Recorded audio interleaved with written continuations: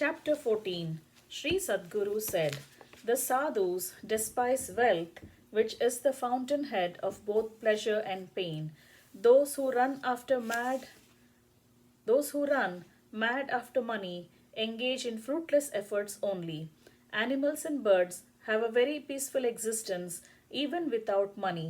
Men alone undergo difficulties born of lust for money. Are the animals and birds worried about anything? Men alone entertain worries due to the desire for wealth. From possessions spring the fear of theft, the fear of jealous relatives, the fear of enemies, and the fear of ruler. The greed for wealth leads to murder of the father by his children, husband by the wife, and guru by his disciples. Differences, mistrust, enmity, jealousy, and death are the results of the lust for money. Hence, it should be eschewed. One should earn that much money necessary for his maintenance alone and concentrate his mind on Sri Jagannatha for cultivating devotion. People squander their lives due to their craving for money. They are not conscious of inevitable death that awaits them. Those who are mad after money while away their precious lifetime in vain pursuits. They find no time to engage in chanting the divine name of Sri Krishna. People are always worried about getting the prime necessities of food and clothing. Will God desert his devotees?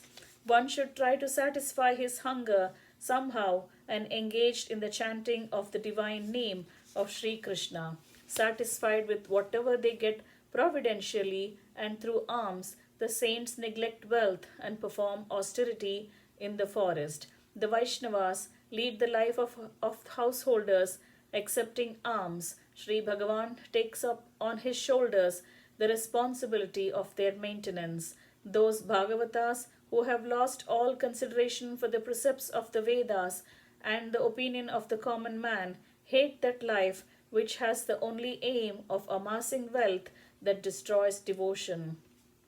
As long as one cherishes the desire for dharma, artha, kama, and moksha, he is able to taste the ambrosia of devotion.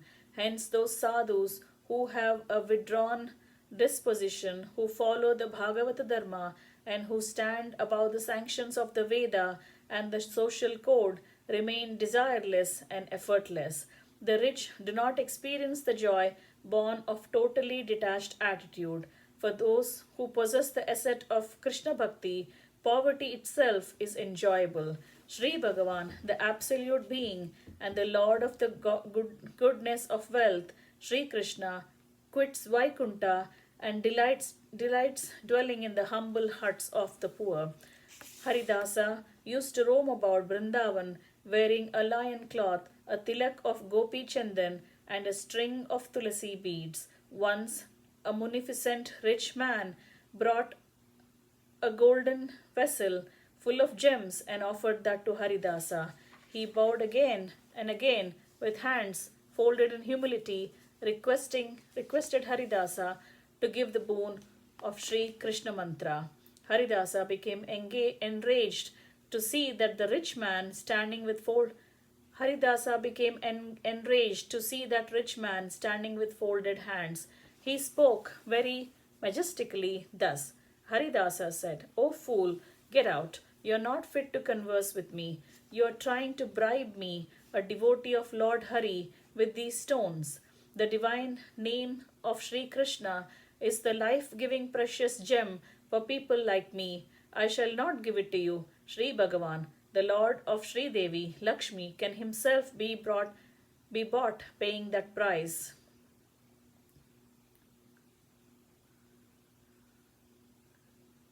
I shall not give it to you. Sri Bhagavan, the Lord of Sri Devi, Lakshmi, can himself be bought paying that price.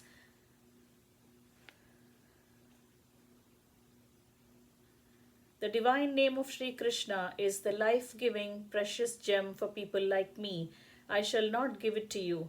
Sri Bhagavan, the Lord of Sri Devi, Lakshmi, can himself be bought paying that price. Sri Sadguru continued. Hearing these words, the rich man very magnanimously threw those gems down into the Yamuna.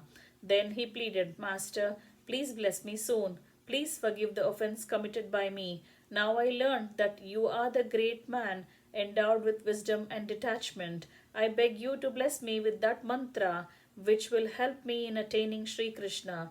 Please accept me as your disciple and let me serve you. He pleaded thus with folded hands and then caught hold of his holy feet. At that time, Haridasa looked at him with all sympathy and spoke very gently. And thus spoke very gently. Haridasa said, O wise man, welcome. You are a good disciple, for you have given up the greed for money and have totally surrendered to me. Sri Bhagavan, Sri Krishna, is the ultimate supreme being. He engages in happy pastimes with the gopis daily. He who cherishes unalloyed love for him gets blessed by him. There is no way other than that to get his blessings. Dwelling on the divine pastimes of Sri Radha Lola is in itself a joy for devotees who resemble the gopis in their attitude. Those who are interested in dharma spend time in the observance of vows and religious rites. Those who are desirous of liberation spend their time discussing Vedanta. The sense gratifiers while away their time in the company of their lovers. None of them taste the elixir of devotion, and the mundane materialists criticize the activities of the devotees of Lord Krishna. He who gives up the association of the materialists and the Vedantists and remains engaged in incessant Krishna consciousness alone experiences real ecstasy. One should cultivate devotion in uninterrupted meditation upon Sri Radha Lola, shedding tears of joy and repeatedly chanting the divine names of Sri Krishna. Sri Madhava is pleased when one humbly serves the Vaishnavas. He who is cleansed by the good association of sadhus and conquers lust and anger is able to cultivate loving devotion towards Sri Krishna. There are innumerable selfless sadhus. The entire universe is sanctified by the dust of their holy feet. He is fortunate who is able to see a devotee of Sri Krishna engaged in Krishna Kirtan with tears streaming from his eyes. Hence, one should give up fruitless infatuation for money. One should cultivate devotion to Sri Krishna, rid of all other earthly attachments, and thereby swim ashore the samsara. A devotee who is happy being poor and has devotion to Sri Krishna as the only object of desire shall get Krishna's darshan even while leading the life of a householder. If one fails to see Sri Krishna through the eye of bhakti, then his life is a total waste. The darshan of Sri Krishna, which is not easily attained, stands superior to all other accomplishments, that is, dharma, artha, kama, and moksha. People strive hard to attain dharma, artha, kama, moksha. They ignore Krishna darshan. I shall teach you the way and means to attain Sri Krishna. Relinquish all attachments and cherish devotion to him. Sri Sadguru continued. Thus, Haridasa showed the path of devotion. The disciple listened to all these words and clung to his Guru's feet.